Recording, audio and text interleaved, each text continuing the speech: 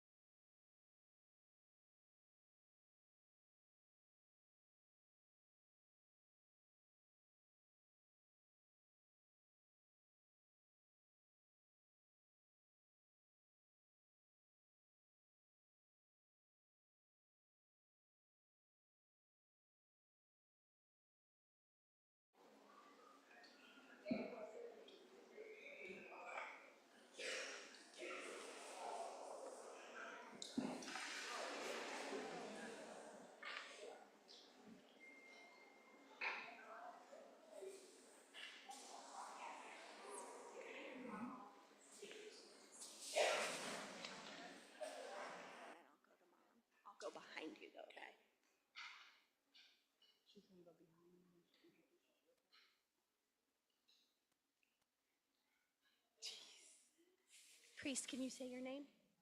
Priest. Say it louder. Priest. Say my name. My name is Paige. Can you say your name? My name is Priest. Great. My name is Gianna. My name is... My name is Tay. My name is Tay.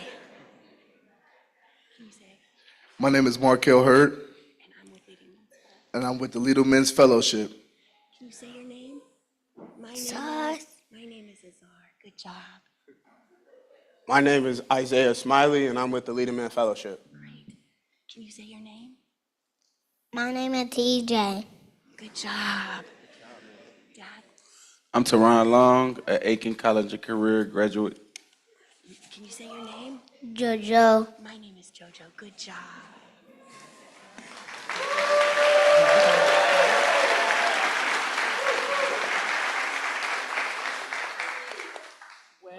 Welcome back to school.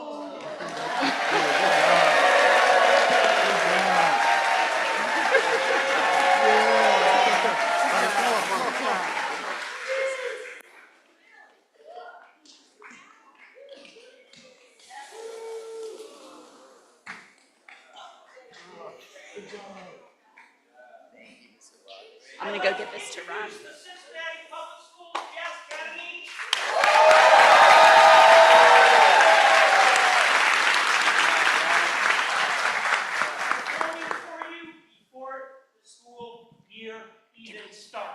Can I slide in just a little bit?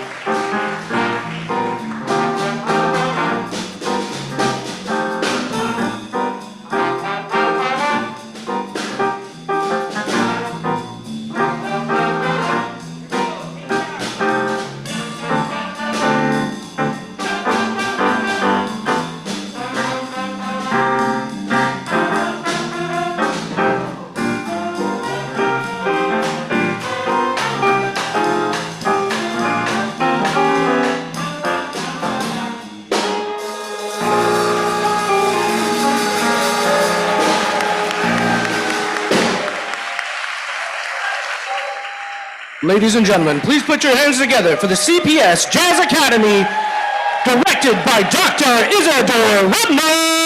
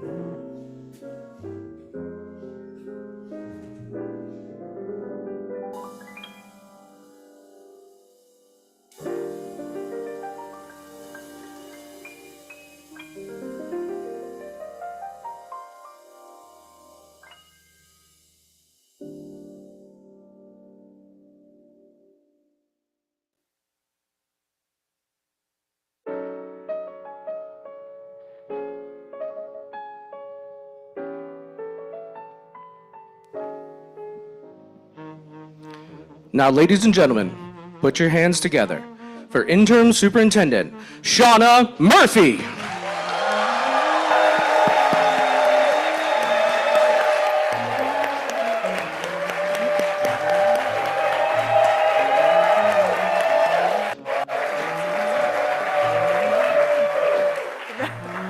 Good morning, good morning. Rob, am I good to go? Good morning, everybody. I kind of feel like the Wizard of Oz coming. But did you enjoy the jazz band? You know, Dr. Rugnick pulls students together from all across our district to make this happen for us. And so we deeply appreciate him. We appreciate the students and we appreciate the families who allowed them to be here today. I also want to say, did you notice the harpist in the hallway? Oh my gosh, so some of us were commenting we would like her to be here every day. And then of course our young people passing out programs, we appreciate their time as well. And then the preschool students, y'all, our youngest learners. That's what it's all about. And I'm going to get through this and I'm just getting started. So with the preschool students, you may have heard a few young people introduce themselves as being a part of Leading Men Fellows. And I just want to acknowledge the men in the seats because you may not know who they are or what they do, but they work with our youngest learners, our preschool, our 3- and 4-year-olds, and they work on literacy skills, and the goal is to ensure that they are kindergarten ready. These are young black and brown men of color ages 18 to 24, and I just want to acknowledge them for being here today.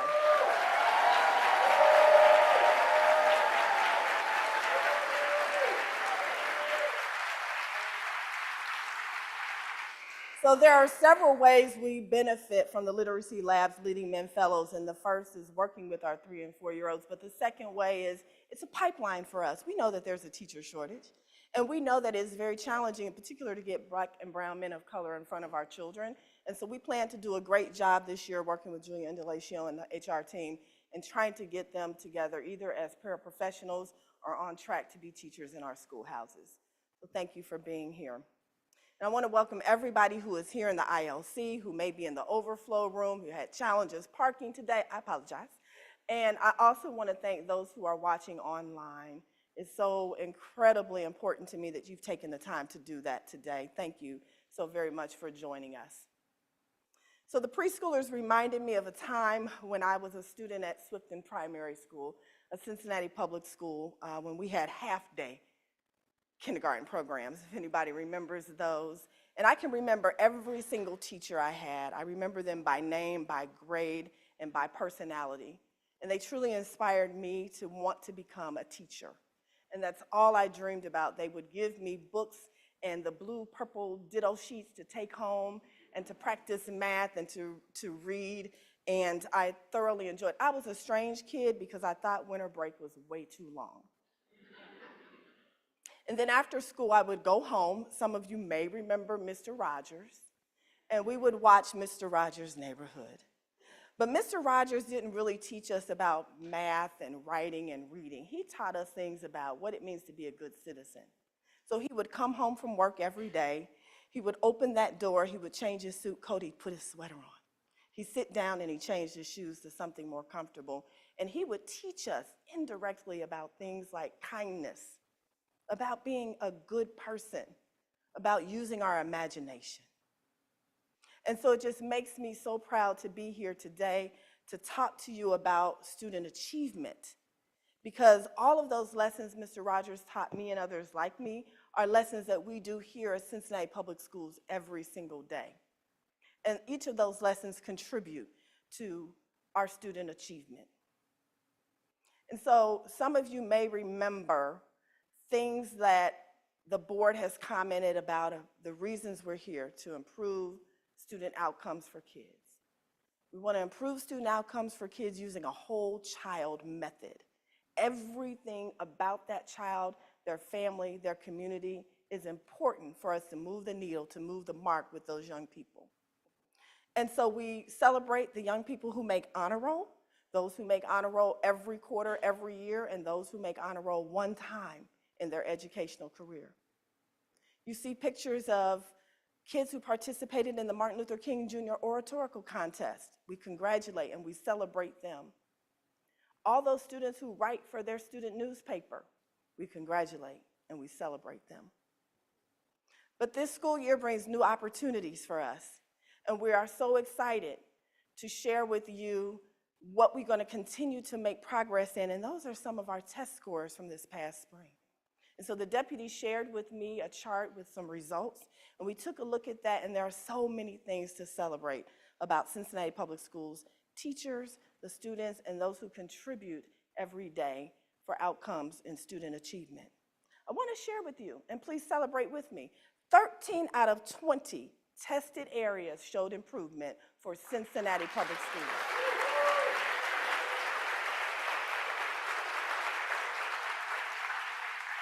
Do you know how many schoolhouses we have? 65 schoolhouses, 65 schoolhouses, and let me tell you, every school demonstrated improvement in at least 2 or more areas, every schoolhouse.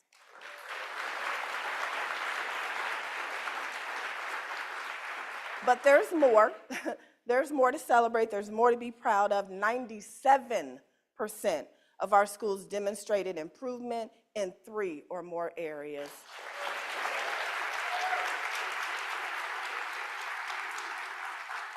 And so with that, we take a moment and we celebrate our staff achievements, staff accomplishments, because it is very important that we recognize everything every staff member brings to the table, because we need you to show up and show out every day, because that impacts our kids. Some of you maybe remember William Johnson. William Johnson last year was recognized as a leading man in 2024. He is a member of our school community partnership team. Let's give William Johnson a round of applause.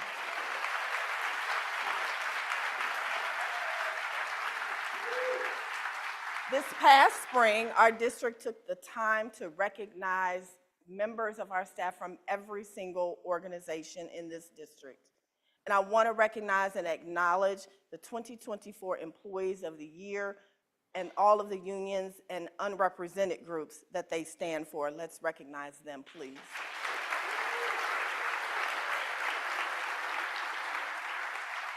And you know, for years, a highlight, a partnership, a very strong partnership has been that with Western Southern Group, acknowledging teachers and educators of the year.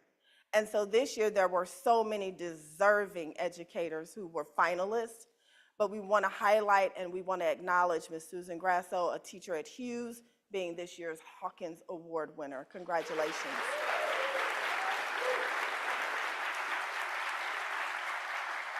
Yesterday, the school community partnership team put together a reception for our partners, and we thank Casey Fisher and all of those who worked with her, because we know that not one person can do this alone, not one. And we know that we have a school board that values the community learning center model. Did you know that we're known for that? Did you know that we created that right here in Cincinnati Public Schools? We want to celebrate our resource coordinators and all that they bring to the table, our lead agency executive directors, we thank you, but we also thank our partners that are district-wide as well as school-based and department-based. We appreciate all of those who work with our student health clinics, all of the nurses, LPNs, and RNs who come to the table. We know that a lot of people have had a lot of questions and concerns about that, but we are confident and ready to go for the start of the school year. We are so happy to celebrate all the health clinics that we have so that children can get services right there at our schools. And you know, I'm so excited that there will be a ribbon cutting ceremony coming up very, very soon for Roberts. So congratulations to the Roberts staff.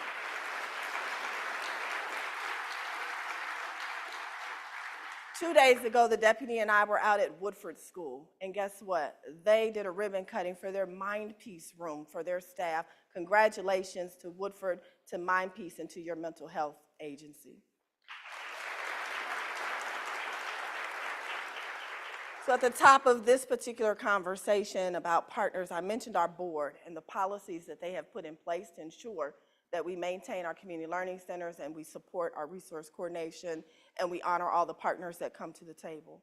So I'd like to we do have several of my bosses here today, and I want to acknowledge their presence and thank them for their presence. It's so important to me. I'm going to ask them to actually come up to the stage so everyone can see them exit the stage and go back to their seat. I'm going to start with our newest board member, Mr. Jim Crossett, who just was sworn in Monday, but has probably spent over 100 hours with us already, if you don't mind coming up, sir.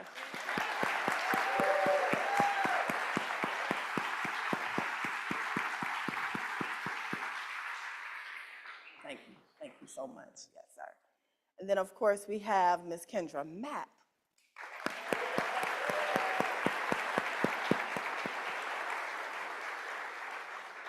Thank you for being here. Dr. Kareem Moffitt.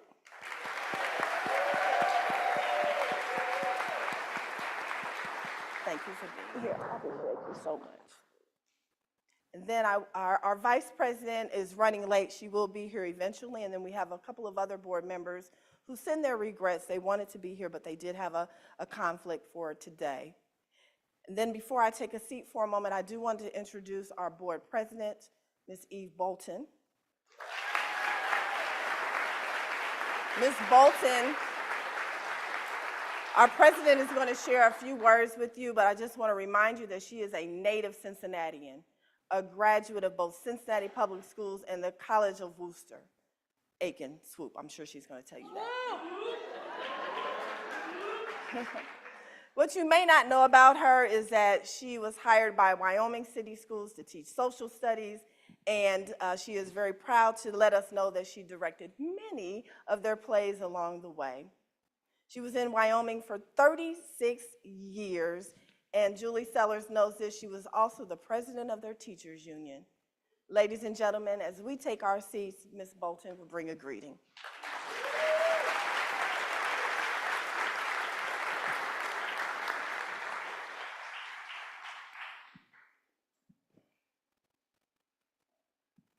Thank you, Superintendent Murphy.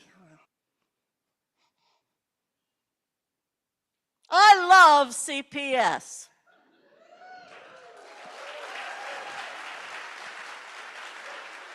I am proud of CPS.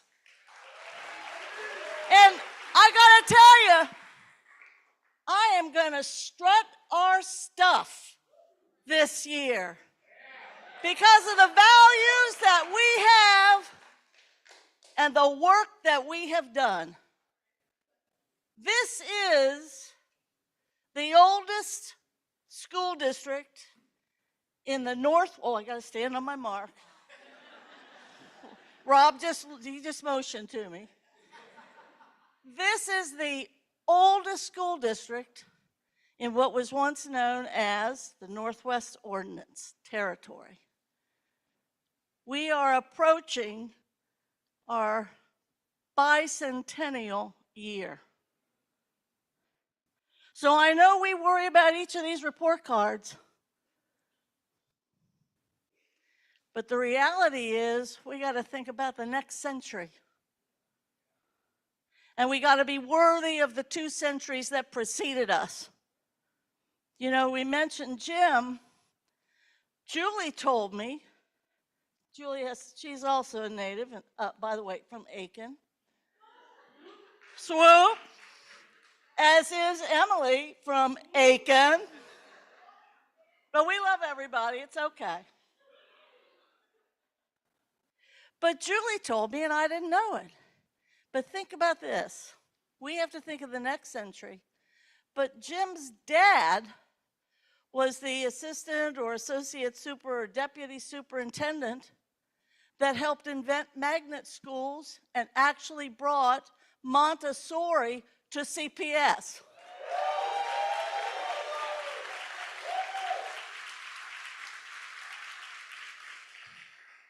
Think of all those school boards that talked to the people in recreation and made sure so many of the recreation facilities are so close to our schools.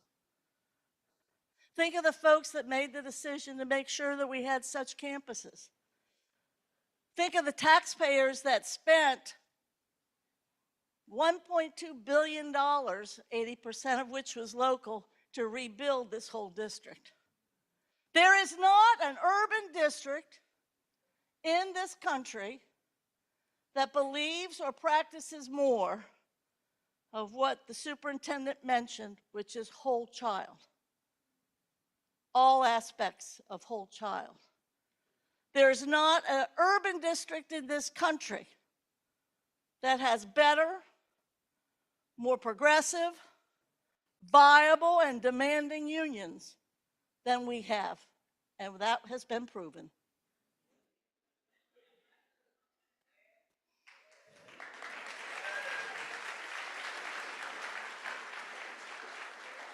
We are known for that too.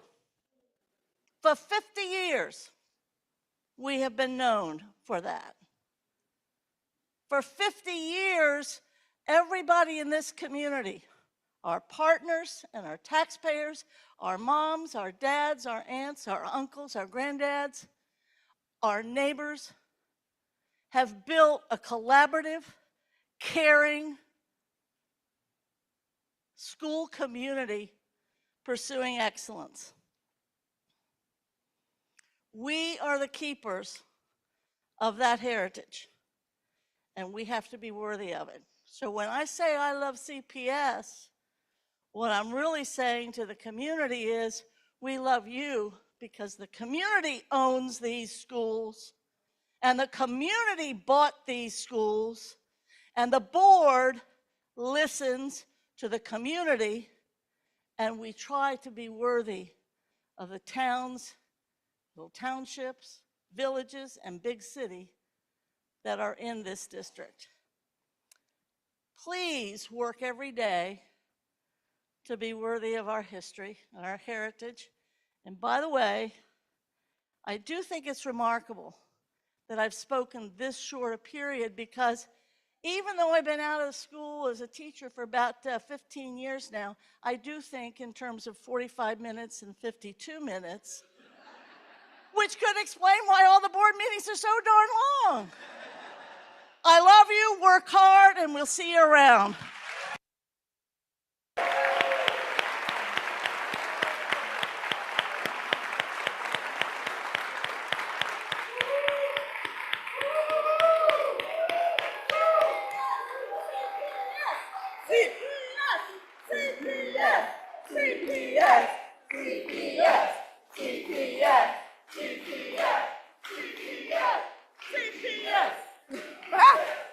Lord Jesus, I love you more.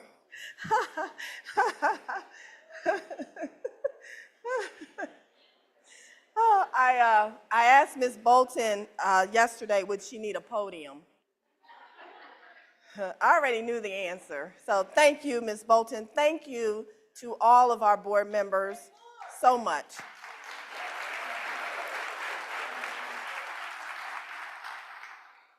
So one of the first things I did after we worked together to close the gap, but we'll get back to that in a moment, is I got a chance to meet with every department and every principal in our district to talk about whatever it was they wanted to share with me. And I asked the same question every single time, one question, and that was, what about Cincinnati Public Schools should never change?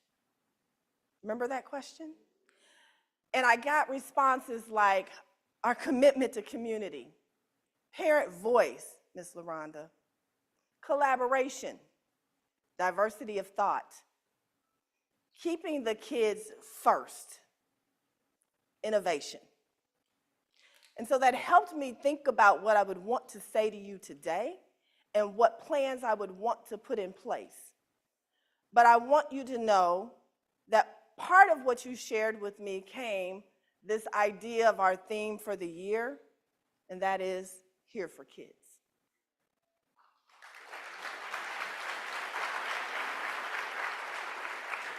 Here for Kids is simply our rally cry, and it is to every staff member, to every community member, to every caregiver who wants to pour into the lives of Cincinnati Public School children.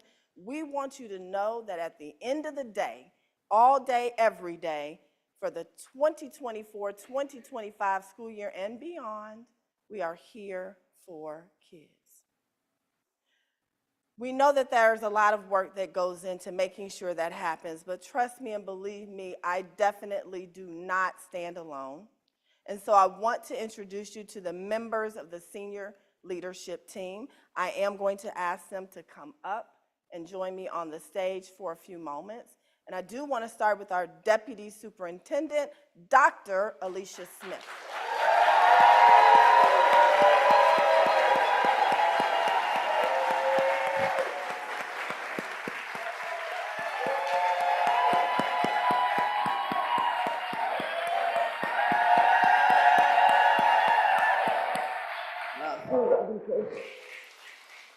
Miss Deb Klein.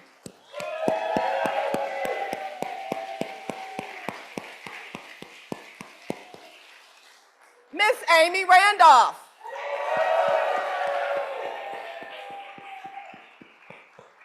Assistant Superintendent John Chambers. Our General Counsel Dan Hoeing. COO Extraordinaire Chris Burkhart. And don't get mad about Canvas and Focus yet. Jeremy Gollahue.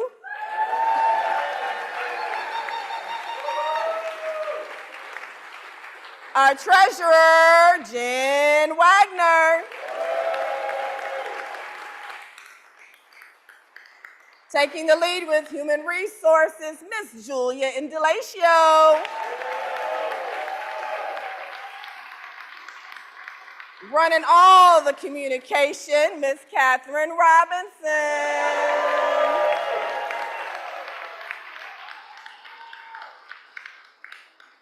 So before we pause and take our seats, I have asked this group of amazing leaders to think very deeply about what we want to enhance, what we want to do differently, what will we let go of, and where will we grow to? Take a look.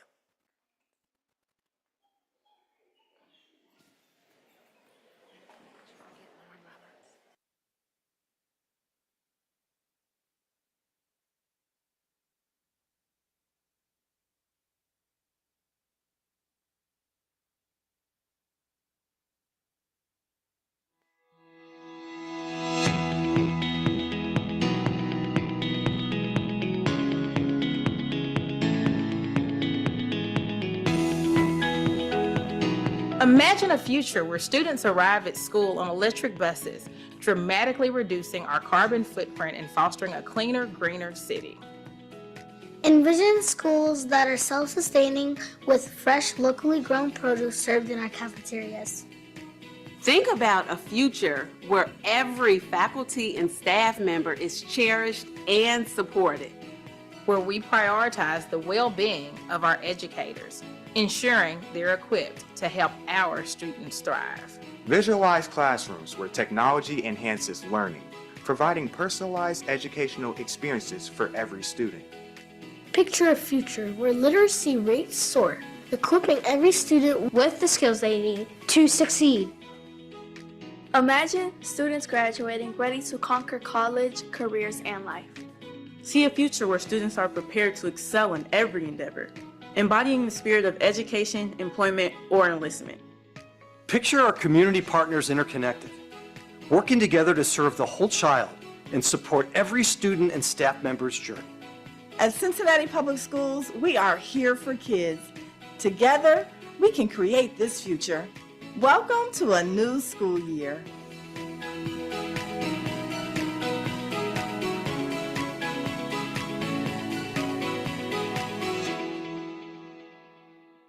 There's one member of the team that I really want to separate out because this person really needs to be highlighted because a lot of times she is on the back end of all the work that we do.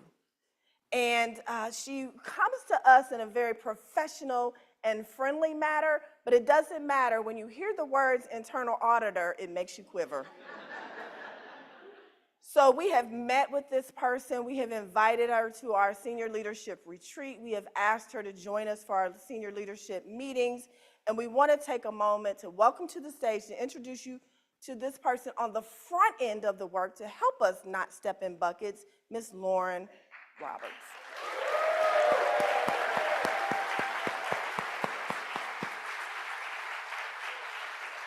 So one more time, if I can ask all of the members of the senior leadership team to please stand again, and please join me in a round of applause for them. Thank you. I hope you feel welcome. Thank you.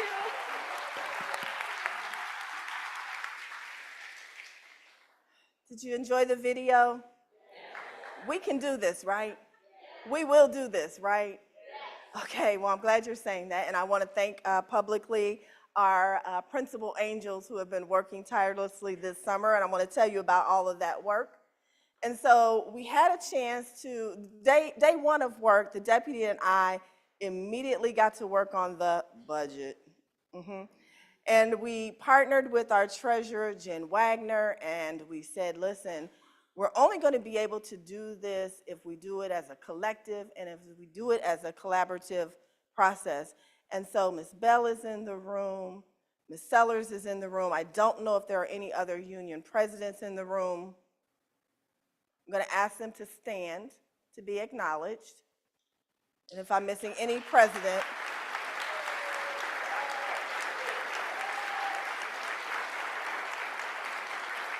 because they didn't have to come to the table, but they did. And there were many, many days and hours and subgroup work that we did to get to the point where we could close our multi-million-dollar budget gap. So thank you so very much. And it was not easy, it was painful, and some of you still are feeling some of that, but we will get through this together. We will get through this together. And so as we were going through every line of every budget, school and department, we started to see some connections to things that our board members had been discussing for years. Things that we have been talking about as a city for years, as a district for years, and in particular the ad hoc work over the previous 18, 19, 20 months by that time.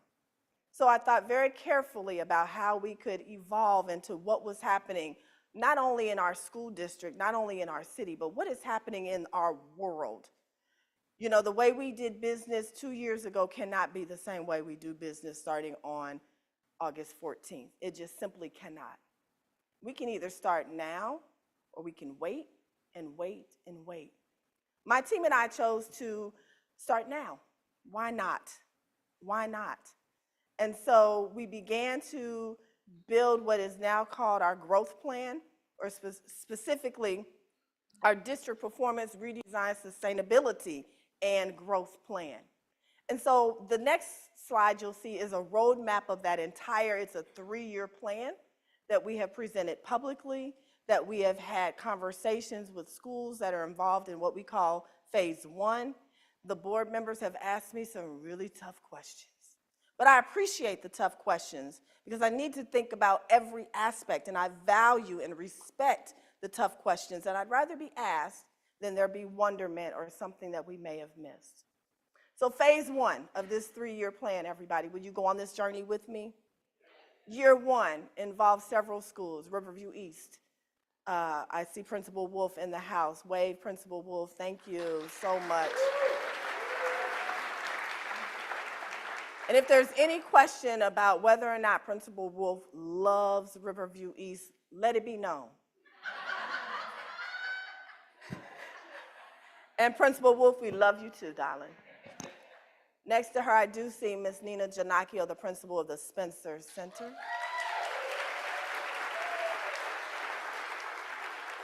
And I am not sure if the Promise Center principal, the former Promise Center principal, is in the building. Miss Battle, Danielle Battle. I hope you can understand these lights make it so I can't necessarily see everybody, so I apologize. And then I'm not sure if Principal Nicole Isaacs, the Odell Owens Center for Learning, is in the building or no, but I'm hoping that she's watching. And then Schroeder Middle School, or Schroeder High School, I should start with. Schroeder in the house. If not, hi, Schroeder Jaguars, if you're watching. So we took the opportunity to decide it is time to make some changes because our small schools simply can't survive as small schools, and we provide them the quality education and resources we want to provide them. And I need to throw in Mount Washington School also is a part of this mix. I am not sure if the Mount Washington, yes. Rock star, absolute rock star. So Mount Washington family, thank you for being a part of this phase 1 journey. So for the 2024-2025 school year, the Riverview East K-8 students will be going to Mount Washington School. They have been embraced. Thank you, Deputy. And Riverview East for the this school year will be students 9 through 12 on the second floor of their building. The Spencer Center students grades 3 through 12 will move to the first floor of Riverview East Academy. The rationale behind that is because they're a growing population of gifted and exceptional students. Their high school is growing and expanding. If you remember, they did not necessarily start with a high school, but they have expanded, and we need to be able to provide them some opportunities that their current lovely building on Alms Place cannot provide for them. This was an opportunity then that opened up to allow us to have Promise Center students move to that Alms Place building for this upcoming school year, and to have our Lighthouse / Dr. Odell Owens Center students join them as a school and a program at the Alms building under the leadership of Principal Nicole Isaacs. So then the team and I thought, oh my goodness, here's an opportunity. Guess what? We have this amazing property that the district purchased, I believe in 2019, if I remember properly, that we can utilize. Another piece ad hoc had been talking about, and high school principals will love this, is the need to have building and space for middle school aged children. You can do better than that. Because some of us were principals when our kids were in K-8 buildings, so you may have, that's right. And then the 7 through 12, we really want to provide them a space that is for them, about them, and that will truly take care of their needs and not try to make them fit into other spaces. And so we will begin Schroeder Middle School, grades 7 and 8 at the Odell Owens Center for Learning that is in Madisonville this school year. It's ready to open. Danielle Battle did that.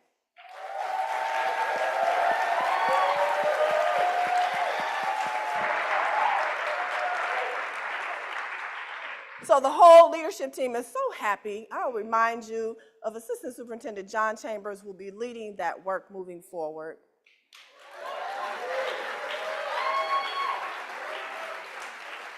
But that's just year 1. The rest of year 1 will be entering the planning phases and the development phases, having town halls, having focus groups, getting feedback from you, caregiver surveys, and asking the board for their feedback as we begin to plan a little bit more that will happen during year 2 or the 2025-2026 school year. And that includes things like early college, making sure we have early college on the east and the west. I did get to visit Schroeder High School the other day where the early college is getting started. So we want to look at what that looks like on the west side of town as well. We have an international baccalaureate program on the east side of town at Dater High School. We want to make sure we have something for students on the west side of town as well. For years, we've talked about a public safety academy. I switched it. My apologies. Thank you. This is why there is a team, and there's not just one person. Appreciate that. And that was Amy Randolph, who's leading our high school work, who got me together there. And Jen Wagner, who has the money bag. So. Public Safety Academy started with Dr. Blair at Western Hills High School several years ago, working with firefighters and EMT training, and so we appreciate that work, but the city is pressing us and the community is pressing us to open a Public Safety Academy that deals with a few other items as well, and so we'll begin that work this year to open for next school year. Many of you have heard and have questions about what are we doing with our multi-language learners, another population that is growing rapidly.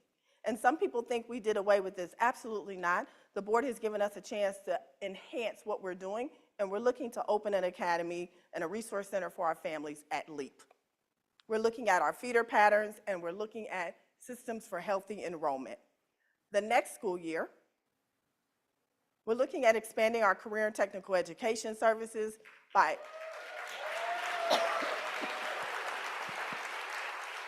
kids are interested in automotive, cosmetology, and entrepreneurship.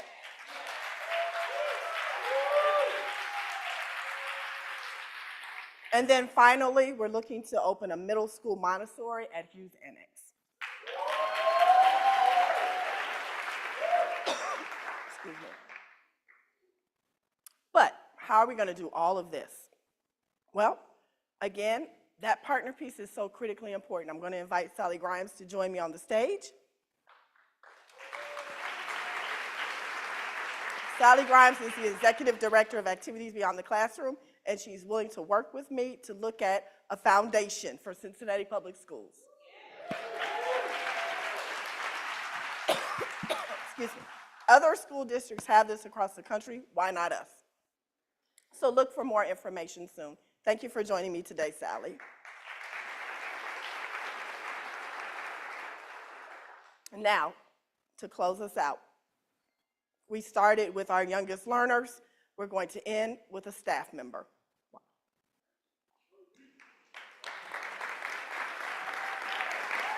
How we doing? How we doing? Make some noise, CPS. Make some noise. Come on, come on.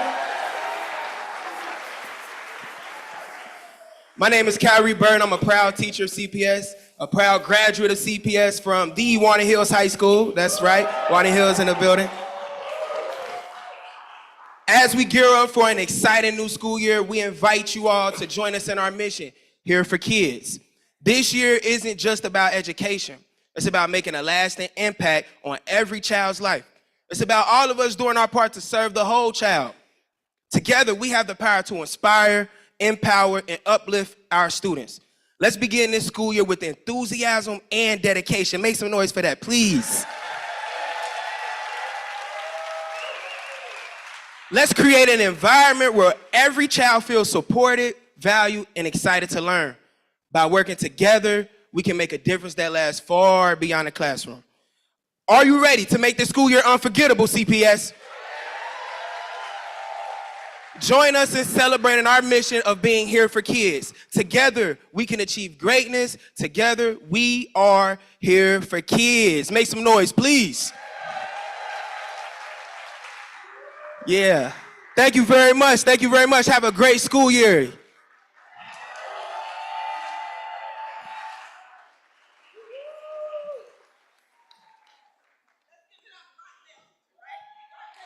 Rockdale Academy, yes, right.